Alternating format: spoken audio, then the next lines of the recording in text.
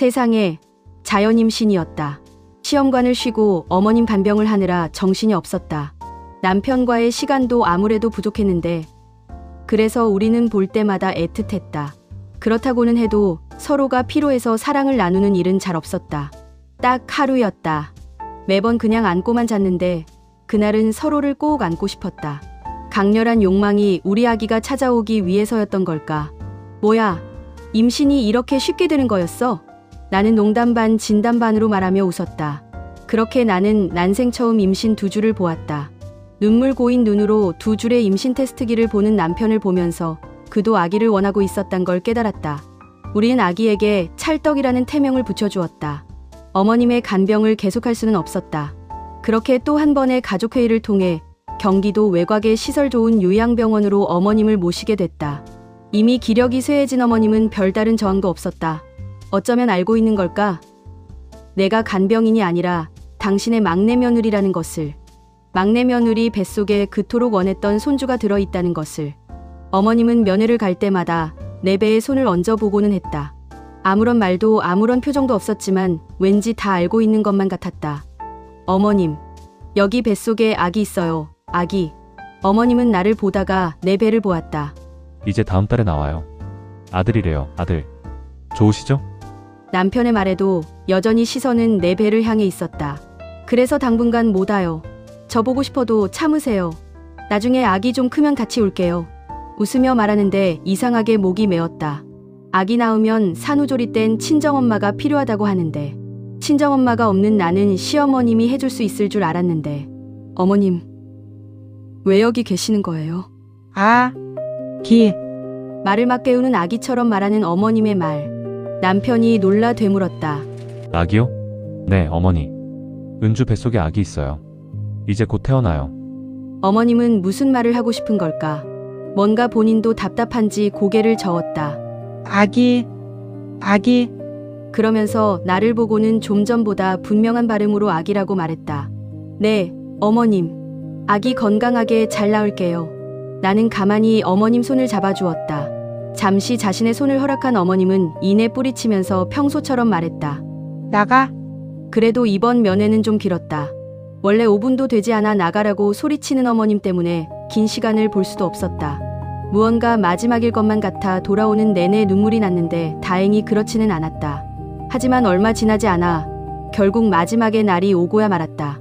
출산 후 찰떡이가 50일 남짓 지났을 때였다.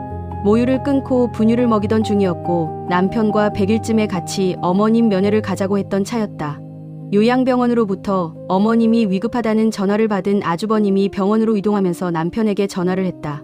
나도 같이 가야지. 혼자 옷을 입는 남편을 향해 말했다. 그럼 아기는 어떡해? 당장 봐줄 사람도 없는데 여보는 집에 있어. 무슨 일 생기면 전화할게. 무슨 일 생기면 전화한다고? 이미 죽고 나서 그건 싫었다. 암에 걸린 엄마가 죽을 때도 나는 보지 못했다. 학교 수업을 마치고 나오는데 고모한테서 택시 타고 병원으로 오라는 전화를 받았을 뿐. 갔을 때는 이미 엄마는 세상을 떠난 지 2시간이나 지나 있었다. 엄마가 쓰러져 병원으로 옮겼을 때 내게도 전화가 왔었다면, 응급처치 후 의식이 조금이라도 있을 때 엄마의 손을 잡아볼 수 있었다면 얼마나 후회했는지 모른다. 또 괜찮아질 수도 있어. 2주 전 갑작스러운 폐렴으로 위급한 상황이었던 어머님은 다시 괜찮아진 상황이었다. 그때 같이 병원에 안 간 걸 나는 후회하고 있었다. 그때가 마지막이 아닌 게 얼마나 다행인지 감사해하고 있었다. 오늘이 마지막이라면 더 이상은 후회하고 싶지 않았다. 우리는 결국 아기를 데려가 차에 잠깐 두고 어머님을 뵙고 오기로 했다. 아기는 형님이 잠깐 동안 차에서 봐주기로 했다. 가는 동안 아기는 잠이 들었고 새근새근 잘 자고 있었다. 다행히 의식은 아직 있으셔. 얼른 올라가 봐. 어머님은 앉아 계셨다. 아니, 앉아 있는 것처럼 보였지만 그것은 세워진 침대에 기대앉은 것뿐이었다. 이전의 형형한 모습은 없었다. 거의 석 달 만에 보는 것인데 그새 더 야위어 있었다. 엄마. 언제나처럼 다가가며 엄마라고 부르는 남편의 목소리가 조금 떨렸다. 그 순간이었다. 나가. 갑자기 어머님이 소리친 것이었다. 어머님의 시선은 남편을 향해 있었다. 엄마, 나야, 막둥이 성철이. 남편의 목소리는 촉촉했다. 애써 눈물을 참고 있었지만 나는 그가 속으로 몇 번이고 울고 있단 걸 알았다. 나가, 나가. 하지만 어머님은 어디서 그렇게 큰 힘이 솟아나는지 더 크게 소리쳤고 손을 잡으려는 남편의 손길도 뿌리쳤다. 마치 모르는 사람이 자신을 해코지라도 할 것처럼 피했다. 그러면서 나를 향해 손짓했다. 아기야, 작게 부르는 소리. 나를 부르는 것이었다. 기억났다. 결혼하고 얼마 안 됐을 때 나를 부르던 호칭, 그 목소리. 다정하고 상냥하던 바로 그 목소리였다. 아기야, 이리 와. 나는 어머님에게 다가갔다. 어머님은 여전히 남편을 향해 나가라고 손짓을 했고 결국 남편은 어머님의 다리를 두어 번 주무르다가 혼자 인사를 건네고 병실을 나서야 했다. 병실 안에는 어머님과 나 둘만 남았다. 어머님은 가만히 내 손을 잡았다. 아기야, 아기야. 무슨 말을 하고 싶은 것 같았지만 아직 말을 배우지 못한 아이처럼 어머니는 아기야 라는 말만을 반복했다. 뱃속의 아기를 얘기하는 건가? 어머님, 사진 봐요. 저 얼마 전에 아기 낳았어요. 토실토실 아주 튼튼해요. 지금 차에 있어요. 데려오면 좋은데 다음에 어머님 좀 괜찮아지면 그때 데리고 올게요. 봐봐요. 코가 오똑한 게 남편이랑 똑같아요.